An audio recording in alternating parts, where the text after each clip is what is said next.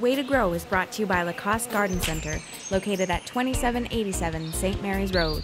This little air sac acts like a little life jacket for this water plant. It helps keep it afloat. Look at the interesting root structure it has. It's like little tentacles underwater. This is part of a new style in water gardening.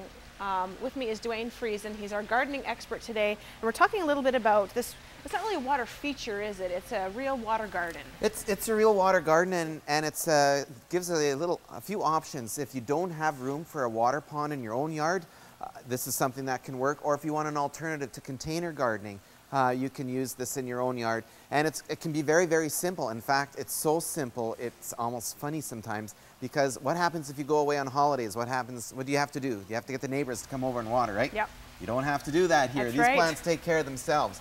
So there's a few essentials that we want to look at when doing a water garden or something like this. We've termed an aqua bowl, Okay. which I think is an accurate Aqua description of bowl. what we do. And you need a watertight bowl container. And it's probably preferred if you can buy something that's already sealed, that doesn't have drainage holes in it, because it can be difficult to put a stopgap in a existing pot, and make it plant and fish friendly. So these pots are designed, they're watertight, and they come in various forms. That big, large bowl here is beautiful, and the bigger the better, I'd say all the time. We've got further back behind us are some smaller bowls, same idea. A low, shallow planter like this can be good on top of a tabletop. And that's enough depth to maintain the life That'll of be these enough, kind? yeah, Oh, really? because you just need to have enough water and area in there just to cover up the root system. And then I've got another bowl down here, again, a watertight container. But you can use any container that's watertight, and I'll tell you how you can make use of that the best. Now, the other unique feature of these larger bowls is there's a shelf. Okay.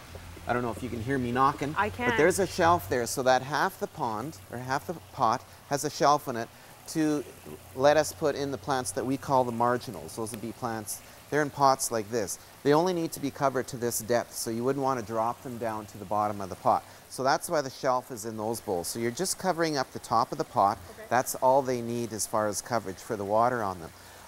Sorry, do you put the whole pot in? Put the whole pot Okay. in, just like that.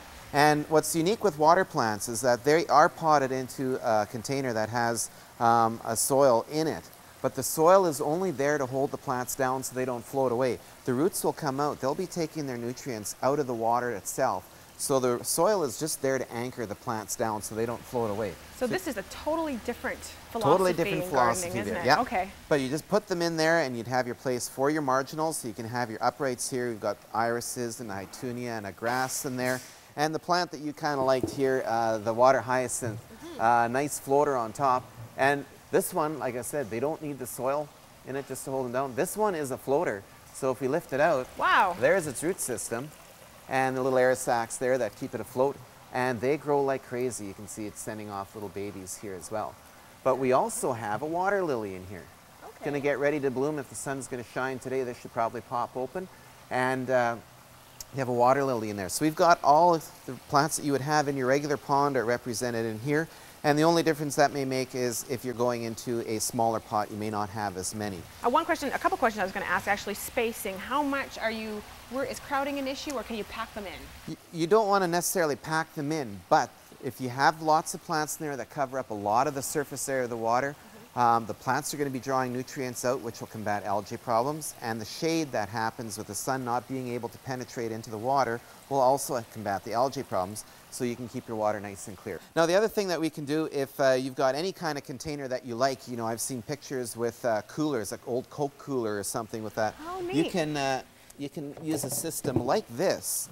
Just hold that there. And we've got some brackets that you can hang over the side. You can take a basket like this. That'll stick right into there.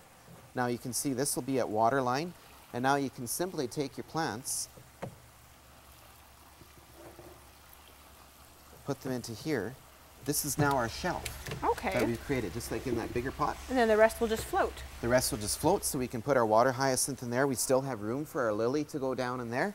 And so now we've got our water plant. Very simple, just with a simple bracket system on here. And you can either plant these into here or just rest them in there. They don't have, can do either one. Okay, and you don't need pumps and oxygen bubbling you can- devices? Or? Yes, actually, that's a good question. You won't want to have pumps in here that splash water. Okay. Splashing water on the plants is going to kill the plants. Oh. But you can have little aerators that will bubble the water, or misters that can provide a fog effect on it. That can be very effective, and those you can use. And in fact, those are probably better used in small containers like this than in a pond like that.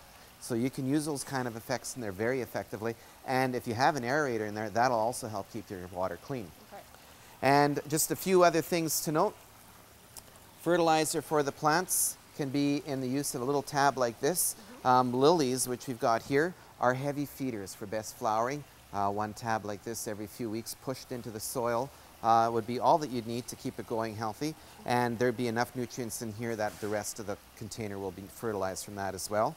And then we mentioned again and again keeping your water clean. You can keep your water clean with the bacteria on here, and this bacteria is natural. It's enzymes that we're using from barley and other enzymes that can help break down the organic matter, but it's a natural form of keeping the pond clean. And you just be putting this in here, a little pump into the water every few weeks will be keeping your water clean, and that's it.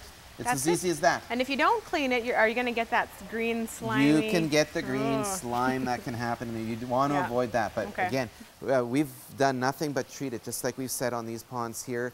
They've been here for a while, and you can see the water is nice and clean. Last question, when can people start putting these water gardens out? When should they take them in? Yeah, generally you're going to be looking at the late May to be putting your water plants out, because many of them are tropical in nature. They don't need to freeze. Cold will bother them. So if you wait till the temperatures are warm, the sun is nice and bright, you'll get your best growth out of your plants. Awesome, and they're absolutely beautiful. Thank you so much.